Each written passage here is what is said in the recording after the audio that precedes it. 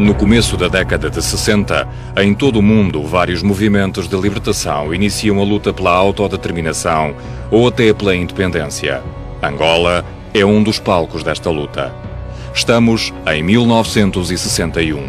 A União das Populações de Angola, mais tarde FNLA, desencadeia um ataque violento contra a população branca e negra na região norte da província portuguesa. Os ativistas da UPA reclamam o direito ao que dizem ser a sua terra.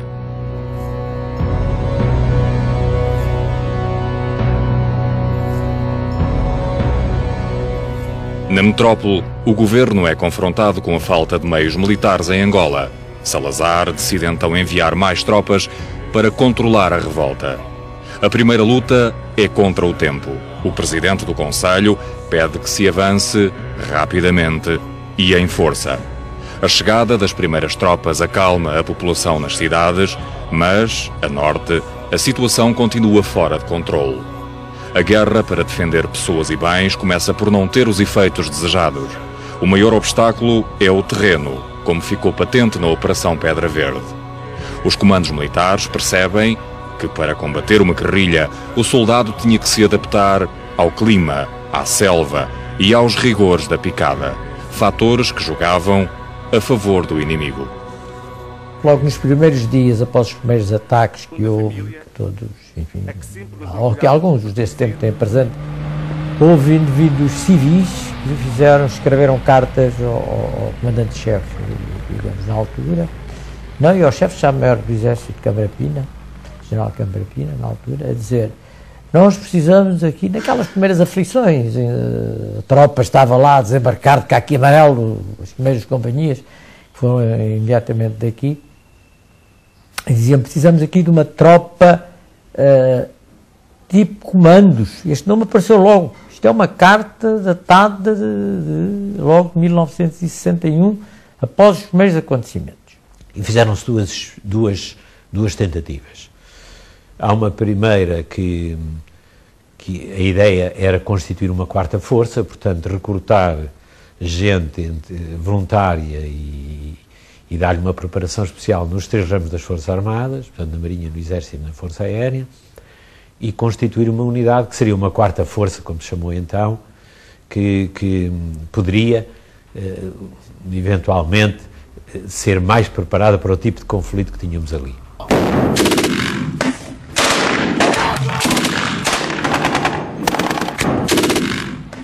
O exército português é colocado perante a necessidade de criar forças específicas para combater os movimentos independentistas no seu terreno. Percebe-se que a guerra não pode ser ganha com tropas regulares, mas sim com uma infantaria de assalto capaz de realizar operações irregulares e de contra-guerrilha suficientemente treinada para penetrar nos esconderijos e nas bases do inimigo. Zemba, norte de Angola, 25 de junho de 1962. São constituídos os primeiros 2 grupos daqueles que haveriam de ser os antecessores dos comandos. Para a preparação destes grupos, foi criado um centro de instrução especial de contra-guerrilha a funcionar ao nível da região militar de Angola. Este centro de instrução 21, comandado pelo capitão de infantaria Jasmin de Freitas, funcionava junto do batalhão de caçadores 280, em Noki, liderado pelo tenente-coronel Almeida Nave. O CI-21 era apoiado pela Companhia de Caçadores Especiais 365, Corsários, que chegou a ser comandada pelo capitão de infantaria Jaime Neves. O primeiro instrutor do CI-21 foi o italiano Dante Vacchi. Na altura era jornalista, repórter fotográfico que trabalhava para o Parrimates, mas fora sargento da Legião Estrangeira, com experiências na Argélia e na Indochina. Concluído esse curso, os 2 grupos, comandados pelos alferes milicianos Miguel Antão e Vieira Pereira, receberam um cartão que os certificava enquanto comandos. Foram reconhecidos em cerimónia pelo ajudante de campo do general Venâncio Deslandes, mas, no quartel-general, não constavam em documentos oficiais. Entretanto, apareceu em Angola um jornalista do Parrimates, seu nome Dante Vacchi, e uma jornalista, Anne Gauss, foram lá fazer uma cobertura fotográfica e para fazer uma reportagem para o Parimótis, que depois chegou a ser publicado. Esse homem terá feito alguns comentários, ele afirmava ter uma grande experiência de guerra porque tinha vivido alguns conflitos. Nunca cheguei a perceber muito bem se todos como jornalista ou alguns como combatente. Ele também não era muito claro nisso. E fez alguns comentários sobre a forma como ele entendia que as forças portuguesas deviam ser empenhadas naquele tipo de guerra. E esse homem orientava a instrução, mas havia ali em tudo isto um certo espírito, digamos, de mercenário, porque prometia, se vocês fizerem bem a guerra e tal, depois isto é uma coisa breve, trabalhando só de helicóptero. Mas realmente ensinou algumas coisas a que nós, as pessoas, não estavam habituadas. Coisas que ele tinha visto os outros fazerem e que transmitia. Portanto, não se pode dizer que fosse um instrutor, mas era um assessor, um indivíduo que, como hoje se diz, realmente dava umas dicas, digamos, sobre o assunto. Arranjou realmente um grupo especial, atuou, finalmente o comando de batalhão, como é lógico, deu conhecimento ao quartel-general, o quartel-general é convencido de que isso pudesse fazer noutros batalhões. E então aparece Zemba, o primeiro centro de instrução, que aparece com o nome de Centro de Instrução Especial contra a Guerrilha. E esse Tantvaki estava como um homem nomeado porque tinha tido alguma experiência, ou tinha experiência, pelo menos ele dizia que tinha, experiência de combate de comandos. Era um homem baixo, magro, cima loirado, era um tipo assim de fraca figura, não tinha figura, não era forte, não era uma pessoa, até, quer dizer, fisicamente não era homem forte.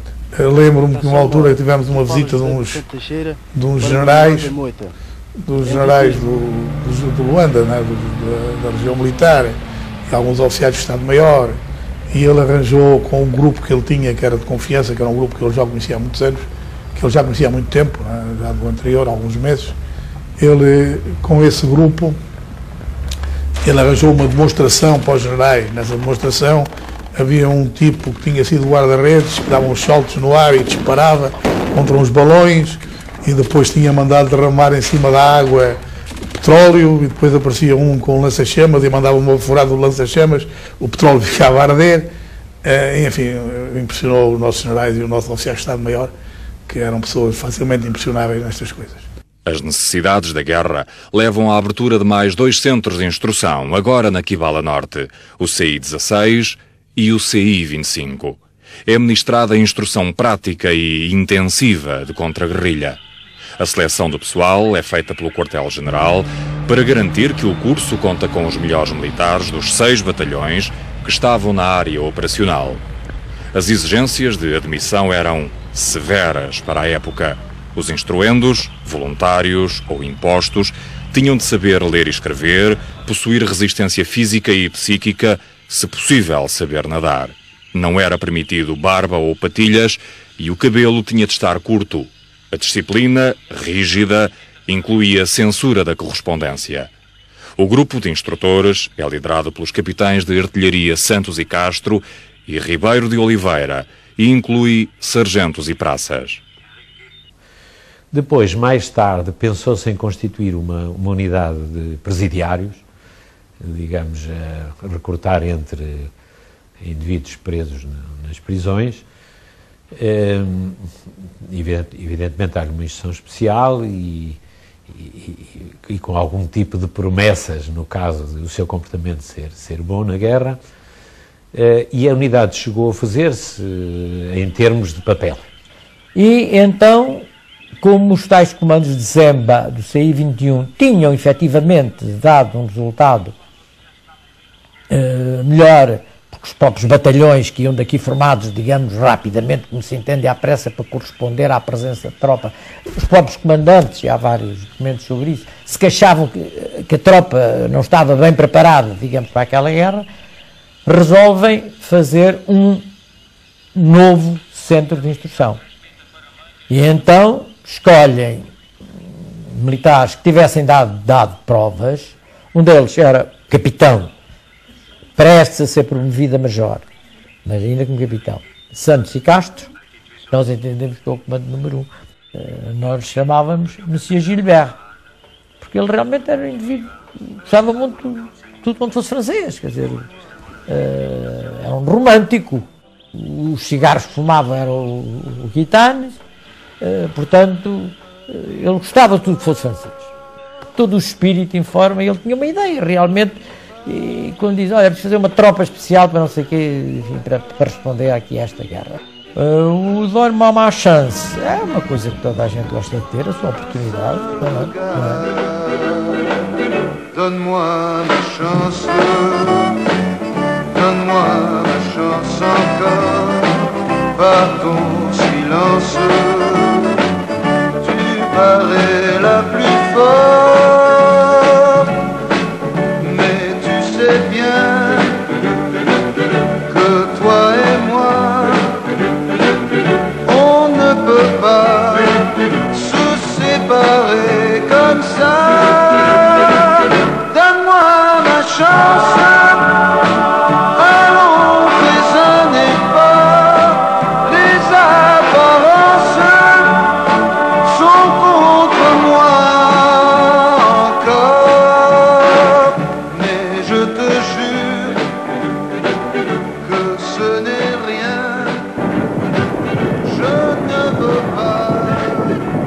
Cada dos primeiros grupos era constituído por 5 equipas. A de comando, com um oficial, um radiotelegrafista, um enfermeiro e 2 atiradores, mais 3 equipas, com um sargento e 4 atiradores, e a equipa de apoio, com um sargento, um apontador, um municiador de lança-foguetes e 2 atiradores. Estas equipas, de 5 elementos, viriam a sofrer alterações, mas a formação de 5 manteve-se até ao fim da guerra. O primeiro curso de comandos fica assim registado no período de 30 de junho a 3 de outubro de 1963, no CI-16. Os instruendos vinham das regiões militares de Angola e Moçambique. O segundo curso acontece no ano seguinte. É ministrado pelo CI-25 entre 5 de fevereiro e 10 de maio de 1964. Depois desta fatigante aula de aplicação militar, quero desejar aos meus pais, mana, noiva e restante família um Natal muito feliz e um ano novo cheio de prosperidades. Adeus e até o meu regresso.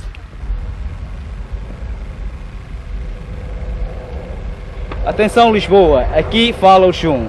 Aproveito a presença da RTP aqui para falar ao meu irmão e os amigos, desejando-vos a todos festas felizes e um Natal muito alegre. Até as minhas férias. Adeus.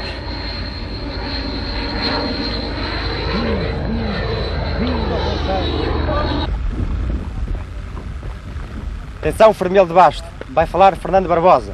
Para a minha mãe, toda a família e as restantes pessoas amigas. Desejo um Natal feliz e um ano novo muito próspero. Adeus. Atenção, Barrancos, fala Furriel Escobar. Para meus pais e irmãs, para a minha querida, um abraço muito forte e um Feliz Natal e Ano Novo. Até a próxima. A educação física e a ordem unida são instruções essenciais para a formação de um bom combatente. Um homem, em circunstâncias de perigo, pode eventualmente não ter tempo para pensar, limitando-se a agir por instinto. Ora, o instinto mais forte do homem é o da conservação, e este dita por vezes as reações mais imprevisíveis que podem ir desde o heroísmo até à cobardia. O soldado, porém, tem de ser treinado a não se deixar dominar por esse instinto. A instrução visa, pois, tornar o soldado apto a resolver as situações de perigo com calma e eficácia, para isso contribuindo em muito a criação de reflexos automatizados que advêm da repetição sistemática de determinados procedimentos. Em 1961, coincidindo praticamente com o início das atividades terroristas, a prática do tiro reflexo, mais vulgarmente designado por instintivo, começou a ser difundida na instrução a quase todas as Forças Armadas, favorecendo-as com o elevado rendimento que permitia alcançar em situações imprevistas.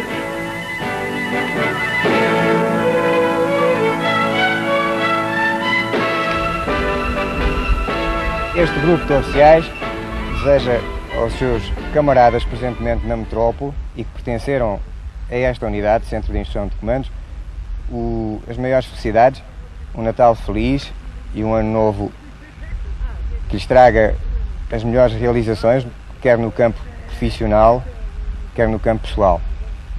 Desejamos também às nossas famílias que nos estejam a ver E noivas, os que tiverem noivas na metrópole, aquilo que desejamos aos nossos camaradas e que em breve, o mais breve que for possível e conforme os condicionamentos da nossa missão permitirem, no gozo de uma licença, os possamos ir abraçar.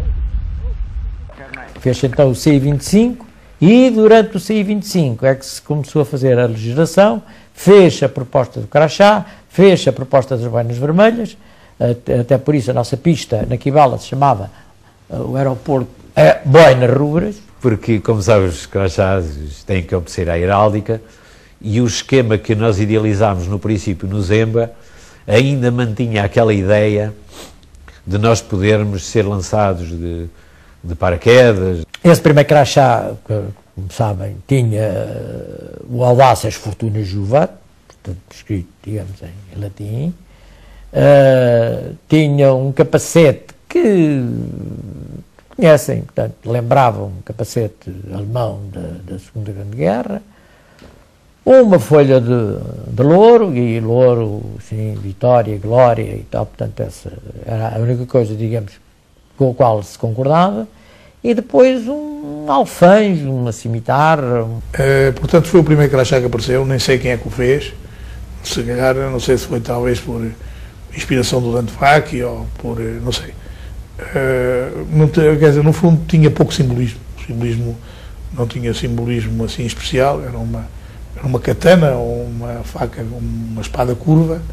Este segundo foi baseado num desenho do próprio Santos e Castro, acabou por ser alterado pela esposa do general Câmara Pina, então chefe de Estado-Maior, que fez o favor ainda de bordar o primeiro, com aquelas coisas, tal como o da boina. O da boina praticamente ficou como o Santos e Castro o tinha desenhado.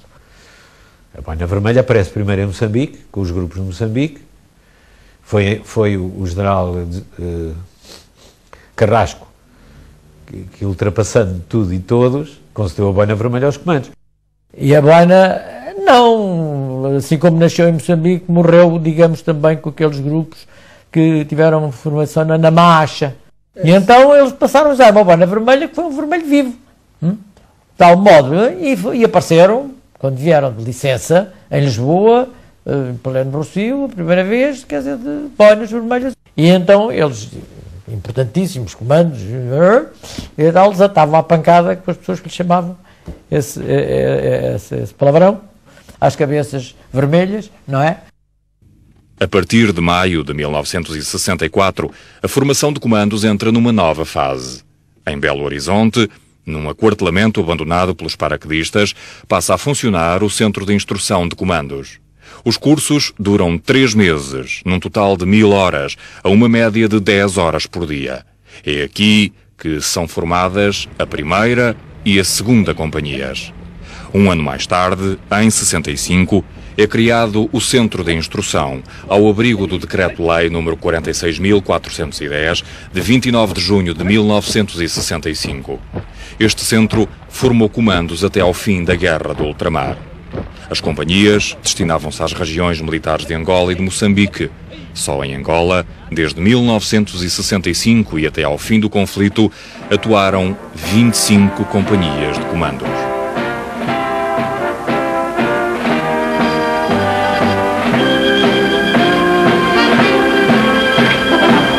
O suor derramado na instrução é sangue que se poupa no combate.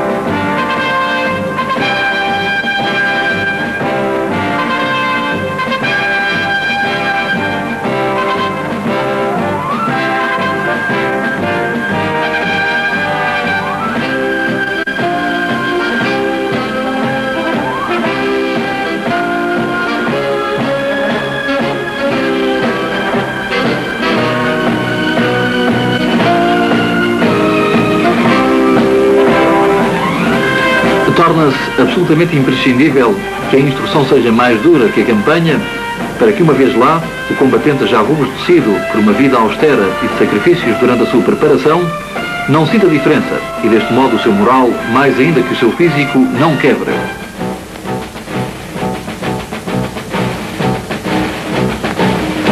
Estes militares conseguiram superar-se a si próprios. O seu esforço não será recompensado materialmente, a não ser por uma placa simbólica que sintetiza o apreço pelo seu valor. Procurámos fazer uma primeira companhia que não chegou à nossa ideia dos 5 pelotões, porque a base foi o 5.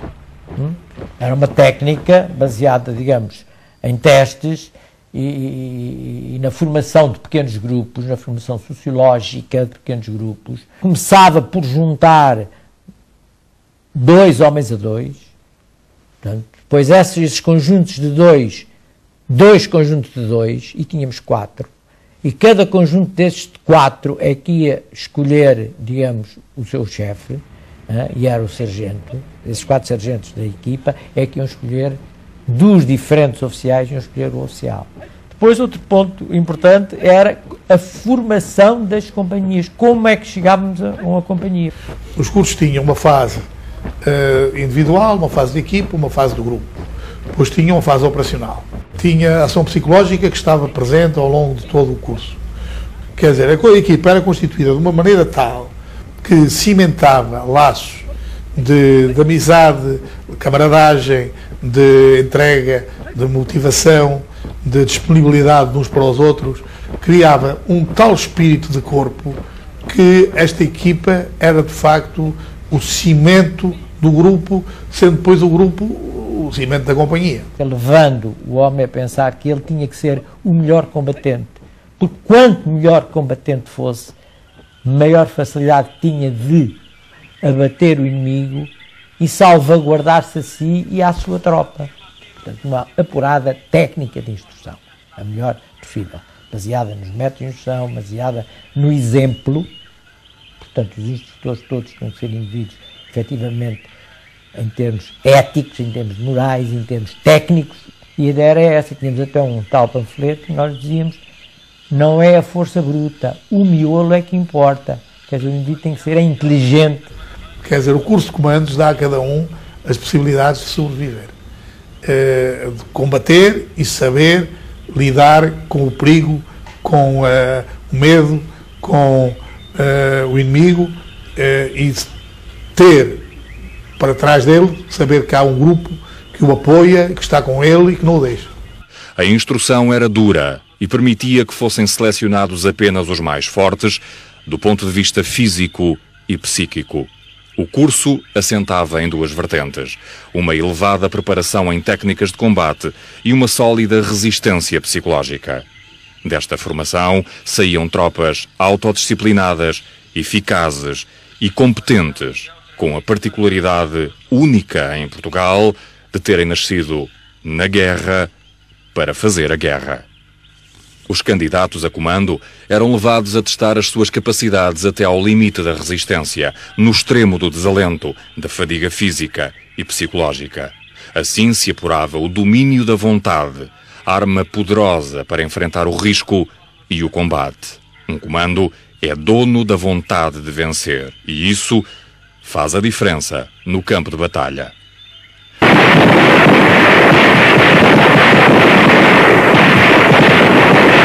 Para além da prática deste tiro, conveniente para determinadas situações de emergência, a guerra atual obriga a um treino intensivo do tiro de pontaria, pois é ainda este que continua a ser necessário em grande parte das situações de combate, não só pelos efeitos mais eficazes a que conduz normalmente, como também pela maior economia de munições e efeito psicológico que proporciona.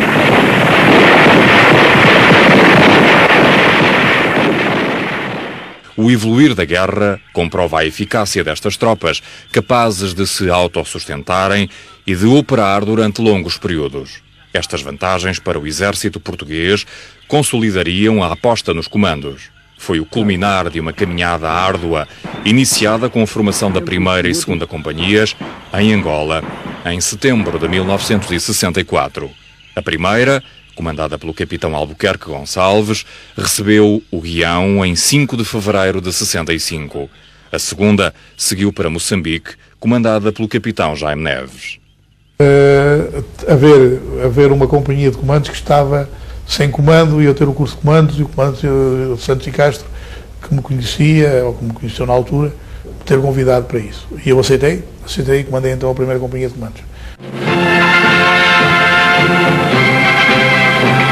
O soldado português bem merece da pátria o que apenas exige: compreensão e respeito.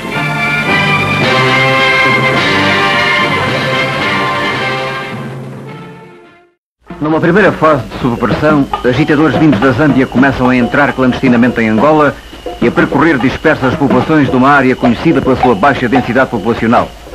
Os mais fracos deixam-se influenciar pelas sedutoras promessas dos guardas avançados dos grupos terroristas organizados na Zâmbia e apoiados pelos dirigentes desse país, dominado pela influência da China comunista.